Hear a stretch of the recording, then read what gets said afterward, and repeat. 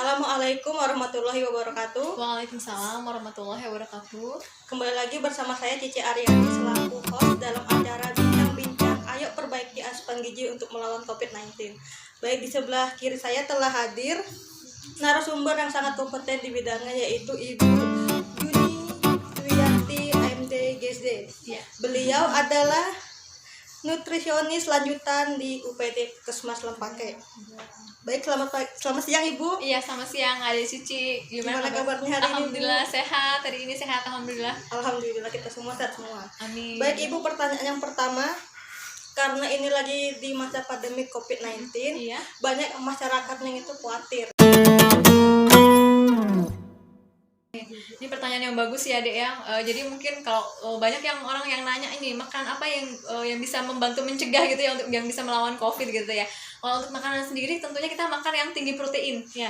Jadi makanan-makanan tinggi protein ini bagus sekali. Protein hewani, contohnya kayak misalkan ikan, ayam, telur, daging, cumi-cumi seperti itu, kerang dan segala macam.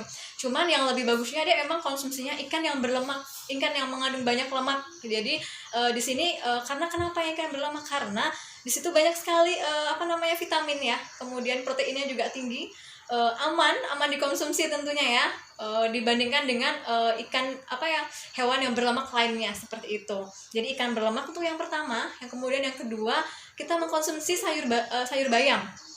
Sayur bayam ini bagus sekali karena tinggi vitamin dan tentunya tinggi beta karotin yang bisa menjaga imunitas tubuh kita supaya tidak gampang sakit gitu ya.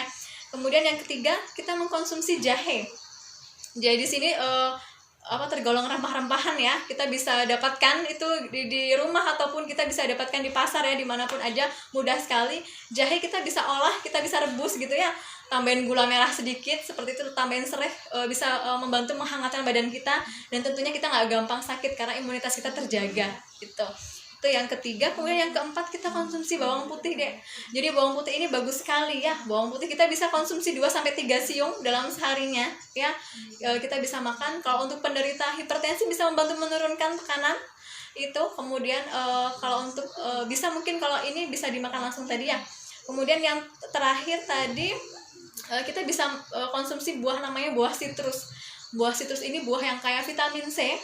Jadi banyak banget buah yang banyak vitamin C yang tentunya berair. Contohnya seperti buah anggur, kemudian lemon, jeruk bisa jeruk nipis, jeruk mandarin gitu ya. Karena memang buah-buahan tadi tinggi sekali vitamin C-nya. Seperti itu sih. Itu tadi ya gambaran singkatnya seperti itu. Baik Bu, pertanyaan kedua.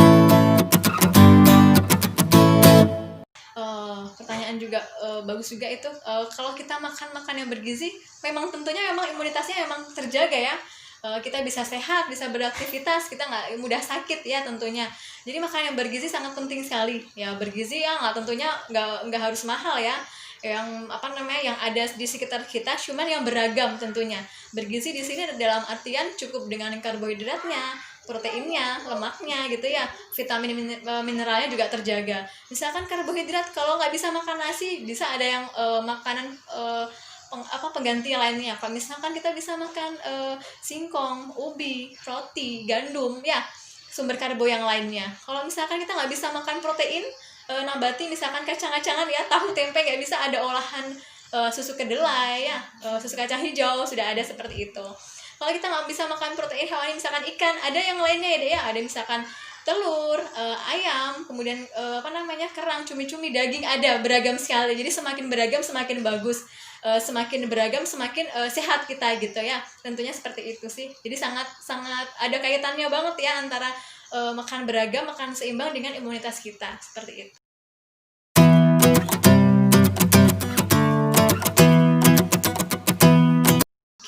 Sebenarnya sangat disayangkan ya kalau kita masih lihat anak-anak atau balita yang masih orang tuanya tidak sadarkan untuk mengantar anaknya untuk posyandu, padahal itu kan sangat penting ya. Misalkan dari segi itu aja, mungkin karena kesibukan kerja atau mungkin dianggapnya nggak penting gitu ya. Sebenarnya dari kesadaran seperti itu sebenarnya salah ya, harus diubah ya Dek ya, karena memang kalau kita bisa lihat karena sangat penting sekali kita posyandu, kita bisa tahu pertumbuhan dan perkembangan balita atau anak kita seperti itu. Mungkin dari itu sudah ada teknologi, ada gadget ya, tentunya sangat, kita kalau emang bosen kita nggak mau tahu informasi, boleh kita dapat dari gadget ya, tentunya dengan sumber-sumber yang terpercaya gitu ya. Kita nggak asal sembarang upload seperti itu, nggak sembarang kita buka-buka gitu, nggak sembarangan seperti itu. Kita harus lihat sumber yang terpercaya gitu.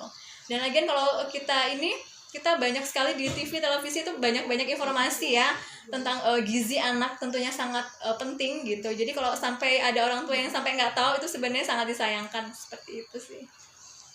Baik.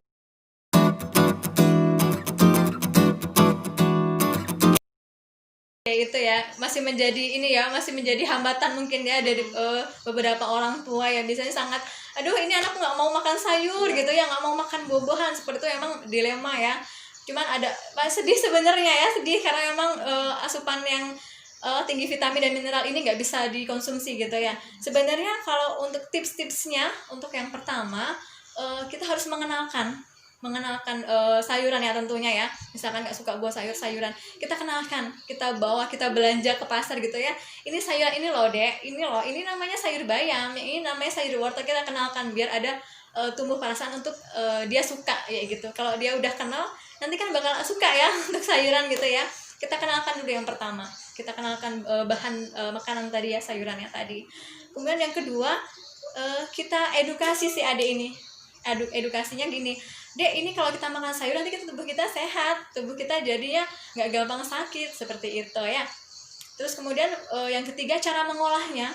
Kalau mungkin ngelihat lembaran-lembaran sayuran kayak gitu mungkin bosan ya, kita mungkin bisa berkreasi dengan kita bikin nugget atau mungkin cemilan-cemilan sehat yang yang dari sayuran seperti itu ya. Mungkin wortelnya kita bikin sosis atau yang lainnya, cuman kita kan buat sendiri ya, jadi terjaga kualitasnya seperti itu.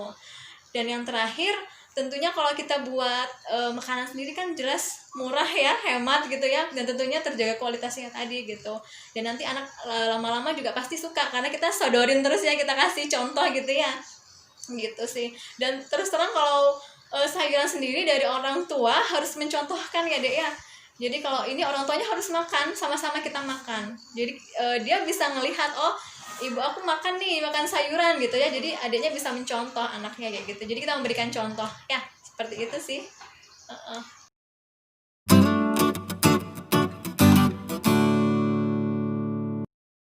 Jadi kaitannya kekebalan tubuh sama suplemen ya. Iya. Sebenarnya kalau untuk suplemen sendiri atau multivitamin seperti itu,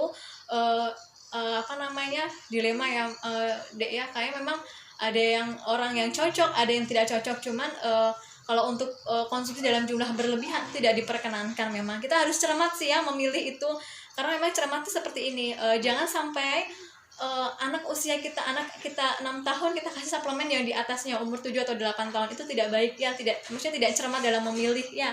Kita juga harus lihat komposisi makanannya juga, komposisi suplemennya tadi cocok nggak untuk anak kita, seperti itu. Jangan cuma ikut-ikutan orang seperti itu ya, jangan cuma ikut-ikutan beli suplemen ini oh anakku sehat, seperti itu nggak betul juga, karena namanya suplemen hanya sifatnya tambahan, tidak nggak diperlukan untuk tubuh kita. Sebenarnya cukup dengan buah-buahan dan sayur-sayuran karena mengandung banyak cukup vitamin C kayak gitu. Jadi kalau hubungannya itu sebenarnya tidak jadi menu wajib untuk kita, seperti itu ya. Jadi jangan jadikan menu wajib ya. Jadi kalau nggak minum suplemen nanti aku lemes, aku sakit, nggak sehat kayak gitu, jangan seperti itu sih. Cukup dengan makanan saja insya Allah udah cukup kayak gitu sih. Suku sekarang kan lagi beredar nih kasus-kasus di kalangan masyarakat bahwa virus ini tuh bisa mengancam gizi buruk terhadap anak. Betul iya, emang erat kaitannya ya kasus gizi buruk ya dengan pandemik seperti ini ya. Karena memang gini, kalau kita tentunya perlu makan ya, maksudnya perlu, kita butuh tempat tinggal gitu, perlu makanan juga. Nah kaitannya di sini memang kalau anak-anak tidak disajikan dengan makanan-makanan yang seimbang atau tidak bergizi, emang nanti larinya bakal ke gizi kurang, ke kalau emang berlebih takutnya nanti obesitas. Dengan kelebihan makanan tadi obesitas, kalau nggak tercukupi makanannya nanti takutnya gizi buruk ya. Masalah terbesarnya gizi buruk, karena sekarang masih banyak ya di Indonesia gizi buruk ya kayak gitu ya, karena memang orang tuanya tidak bekerja. Orang tua tidak punya uang untuk menyediakan makanan tadi, seperti itu. Kalau nggak punya uang, nggak bekerja, nggak bisa menyiapkan makanan gitu ya Dek ya, nggak bisa menyiapkan makanan yang bergizi tentunya, yang beragam tentunya, seperti itu sih.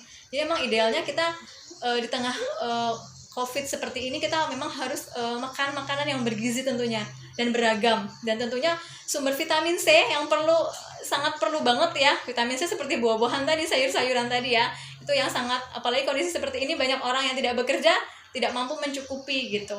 Jadi mungkin banyak hubungannya seperti itu sih, bisa anak gizi buruk, gizi kurang, seperti itu. Kira-kira Bu, di Indonesia ini gizi buruk di nomor berapa? Indonesia sendiri kalau belum begitu ini sih Mbak, belum begitu paham ya, kalau maksudnya belum jumlahnya, kalau untuk detail jumlahnya, range-nya itu emang nggak seberapa ini sih, maksudnya emang masih jadi masalah kita gitu, nah masalah besar, memang masih jadi PR besar, karena memang saling berkaitan tadi, antara mungkin dari sanitasinya, dari pola asuhnya, dari makanannya, seperti itu masih belum jadi PR kita besar, seperti itu sih, masih banyak. Terus Bu, di masa pandemi COVID-19 ini, apakah posyandu itu tutup atau dibuka setelah pandemi ini berakhir? Oh gitu. Kalau untuk posyandu sendiri sebenarnya dari Dinas Kesehatan Kota memang sempat kemarin memberikan edaran ya, kalau memang bisa dan memungkinkan di wilayah kerja masing-masing untuk dibuka posyandunya. Tapi melihat sikon ya, situasi dan kondisi, kemudian sudah ada tempat cuci tangan atau mungkin maskernya terbatas atau tidak, itu juga harus diperhatikan. Cuman kemarin kalau dari tempat kerja saya sendiri di wilayah kerja Puskesmas Lempake, memang kemarin kita tawarkan deh. Jadi di grup kami ada grup WA kader Puskesmas Lempake. Jadi di situ kita kasih voting bagaimana sih, kan ibu kader lebih tahu sendiri ya, lebih tahu wilayah kerja masing-masing bagaimana gitu. Jadi untuk yang bulan Juni kemarin memang kita sempat off. Rata-rata di bulan Juni banyak puskesmas di wilayah Samarinda yang off, jadi nggak ada posyandu. Kemudian bulan Juli sudah mulai ada satu persatu. Nah, Juli kemarin di puskesmas kami, di Puskesmas Lempake sempat ada deh beberapa kali posyandu, dan teratur, maksudnya di sini penimbangannya bagus, maskernya tercukupi ya, petugasnya juga bisa datang ke posyandu. Cuman permasalahannya karena kasus semakin banyak, jadi lonjakan kasusnya ini banyak, jadi kemarin sempat kita hentikan, mengingat kasihan balita ya, takutnya memang balita dan lansia ini kadang kan ada balita yang diantar neneknya, lansia gitu ya, takutnya itu lebih memperparah, maksudnya kan rentan ya gitu. Jadi emang sempat kemarin kita hentikan, dan rata-rata puskesmas sesama diri emang menunda untuk tidak ke posyandu sampai memang benar-benar kondusif, seperti itu, sambil menyiapkan mungkin kalau ada yang belum punya tempat cuci tangan disiapkan, sambil nanti kita berupaya untuk mencukupi ya, kayak kebutuhan masker, semuanya APD seperti itu sih Dek, kayak gitu. Nanti kalau sudah baik nanti kita buka lagi, kondisinya emang benar-benar kondusif seperti itu. Tadi kan kita udah bahas tentang gizi anak, sekarang kita ke lansia. Oke, ke lansia. Di sini pertanyaannya, jika ada lansia yang mengkonsumsi obat-obatan terkait penyakit yang dideritanya, Iya. apakah aman minum suplemen setiap hari, mengingat vitamin C dan E baik untuk imunitas tubuh? Oke. Minum-minuman yang mungkin kayak ada lansia yang mungkin ada riwayat penyakit gula atau DM tadi atau hipertensi gitu ya. Emang sebaiknya yang paling bagus memang suplemen ini dari makan makanan. Tadi kembali ke makan makanan ya. Contohnya seperti yang mengandung banyak vitamin dan mineral seperti buah-buahan dan sayur-sayuran. Sebenarnya kalau suplemen yang mengandung vitamin C dan vitamin E ini kan memang olahan semua ya. Memang idealnya lebih bagus yang kita langsung ada, jadi menyerupai yang ada gitu. Nah, misalkan buah yang paling bagus memang misalkan apel misalkan jeruk, yang emang yang lebih bagus kita langsung makan aja, jangan diolah seperti di jus atau di blender. Itu sebenarnya malah menurunkan kandungan gizinya. Memang yang lebih bagus kita konsumsi makan yang menyerupai buahnya atau sayurannya, seperti itu. Nah, kaitannya sama tadi emang suplemen ya, misalkan itu tadi suplemen udah minum obat teratur tapi sambil dibarengi suplemen tadi. Sebenarnya tidak menganjurkan sih, kalau emang lebih bagusnya suplemennya berupa buah-buahan atau sayur-sayuran tadi. Insya Allah bisa menjaga imunitas ya, imunitas tubuh kita supaya gak gampang sakit, sistem kekebalan tubuh kita meningkat, seperti itu. Cuman kalau emang pingin mengkonsumsi suplemen juga kita harus perhatikan tadi, kita harus cermat ya, tentunya cermat memilih dan memilah suplemen tadi ya. Suplemennya sesuai nggak sama lansia, umurnya misalkan 60 tahun kita kasih suplemen yang umurnya 70 tahun misalkan seperti itu kan kita kurang cermat ya, tidak tepat seperti itu. Kemudian juga konsumsinya, aku mau sehat nih, udah biasanya 1 kapsul kita minum 3 kapsul nih, nah itu kan nggak bagus ya, maksudnya selalu berlebihan kayak gitu. Jadi kalau bisa cermat dan kita lihat komposisinya tadi, jangan terlalu berlebihan juga kita konsumsi karena memang mau sehat, seperti itu sih. Gitu. Pertanyaan selanjutnya Bu, untuk orang yang terkonfirmasi virus COVID-19 ini Iya. dan disuruh isolasi mandiri, Oke. makanan apa saja yang harus dikonsumsi untuk meningkatkan imunitas mereka? Oke, untuk makanannya tadi ya. Ini hampir mirip pertanyaannya tadi ya. Iya. Yang awal-awal tadi sempat hampir mirip ya. Gimana makanan yang bisa melawan tadi ya, melawan COVID tadi. Hampir sama sih Mbak ya. Tadi yang pertama tadi ada ikan ya. Ikan yang berlemak tadi tentunya. Karena memang protein tinggi ini banyak harus kita banyak dapatkan ya, harus kita banyak konsumsi ya. Ikan yang berlemak tentunya. Karena di situ kita bisa makanannya sangat bergizi dan aman tentunya. Kemudian itu ikan yang berlemak lebih bagus gizinya daripada hewan berlemak lainnya. Itu yang ikan berlemak. Yang kedua, kita konsumsi sayur bayam atau sayur brokoli. Kedua sayur itu jenis kandungan gizinya hampir sama. Jadi mengandung banyak vitamin C dan banyak mengandung beta karotin yang bisa menjaga imunitas tubuh kita supaya gampang sakit. Kemudian yang ketiga, kita bisa konsumsi jahe tadi. Jahe sangat mudah kita dapatkan ya, tentunya bisa di rumah, kita bisa tanam sendiri. Kemudian di pasar-pasar ya kita bisa rebus jahe, bisa menghangat tubuh kita ya, tentunya terjaga kita, imun kita supaya tidak sakit tadi ya. Itu tadi jahe. Kemudian yang keempat, bawang putih. Ini bumbu dapur, golongan yang kayaknya sepele gitu ya, cuman itu banyak banget khasiatnya. Jadi kalau misalkan ada orang hipertensi, bisa kita konsumsi bawang putih ya. 2-3 siung kita makan langsung aja, bisa membantu untuk menurunkan tekanan dan juga membantu menurunkan kolesterol, dan juga untuk menjaga imunitas tadi juga, kekebalan tubuh tadi ya, bawang putih. Kemudian yang selanjutnya buah-buahan atau buah sitrus tadi. Buah sitrus ini buah-buahan yang mengandung vitamin C, banyak banget vitamin C-nya, yaitu seperti lemon, kemudian anggur, jeruk ya, jeruknya bisa jeruk mandarin, jeruk nipis, jeruk-jeruk yang lainnya, jenis-jenis lainnya seperti itu. Itu sangat bagus untuk menjaga supaya kita tidak supaya kita bisa melawan COVID tadi. Ikhtiarnya kita ya, supaya tadi kalau kita sudah usaha ya, dari makanannya juga kita juga usaha, seperti itu sih deh. Satu lagi kalau untuk sayur-sayurannya, buah paprika. Paprika ini jenis golongan buah-buahan dan sayur-sayuran yang tinggi vitamin C dan bagus banget untuk imunitas kita, untuk sistem kekebalan tubuh kita, supaya tadi kita nggak sakit ya, nggak gampang sakit gitu sih paprika merah tadi. Tadi kan Ibu ada bilang ikan yang berlemak. Benar. Bisa Ibu sebutkan contohnya kayak gimana? Ikan berlemak. Ikan berlemak ini kalau misalkan kita ikan-ikan air tawar ya, misalkan kayak ikan patin. Iya, itu kan ada kayak lemak-lemaknya gitu. Itu yang lebih bagus ya, sepertinya patin. Kemudian kalau untuk ini ikan nila, itu juga bagus banget nila. Kemudian ikan emas seperti itu tinggi lemak. Rata-rata semua ikan emang tinggi lemak ya, dibandingkan dengan sumber protein lainnya. Kayak misalkan telur itu lebih ke tinggi protein biasanya kayak gitu. Kalau untuk yang lemak, kita biasanya ikan itu rata-rata sumber protein hewani memang semua rata-rata tinggi banget ya, tinggi proteinnya gitu ya. Kalau untuk lemak sendiri rata-rata sih kalau untuk ikan ya tadi tuh ikan patin, kemudian nila, emas, seperti itu sih. Contohnya seperti itu. Dari semua makanan yang Ibu sebutkan tadi, itu cara masaknya bagusnya lebih bagus yang mana? Ditumis, digoreng, atau dibakar gitu? Dibakar ya. Bagus. Oke. Sebenarnya kalau idealnya ya, saya mau cerita sedikit tentang kalau orang-orang ini ya, Cina, orang-orang luar itu dia lebih tahan maksudnya umurnya lebih panjang ya, kayak orang Cina, orang Tokyo itu, karena mereka masaknya cuman cukup kadang mereka makan mentah ya, cuman lihat kondisinya juga, ada yang mereka cuma direbus aja, makanya dari situ ya mungkin mereka bisa bertahan hidup lama. Nah kalau di Indonesia ini kita biasanya emang digoreng terus ya, makanannya semua tahu tempe digoreng, belum ayam ikannya digoreng seperti itu ya. Emang idealnya tidak semua makanannya digoreng, jadi ada makanan tertentu yang direbus, dibakar ya gitu ya. Jangan melulu setiap hari kita goreng gitu ya. Kalau digoreng terus nanti kolesterolnya kita juga lihat kolesterol kita ya. kita juga harus sayang sama diri kita sendiri. Terlalu banyak jangan salah, nanti pas muda lututnya sakit-sakit sudah, seperti itu harus jaga ya kayak gitu makanannya. Jadi tidak semua makanan harus digoreng ya. Misalkan tadi kasih contoh, misalkan tahu tempe dibikin botok ya, dibungkus gitu, kita bumbuin kan, dikukus udah sehat ya.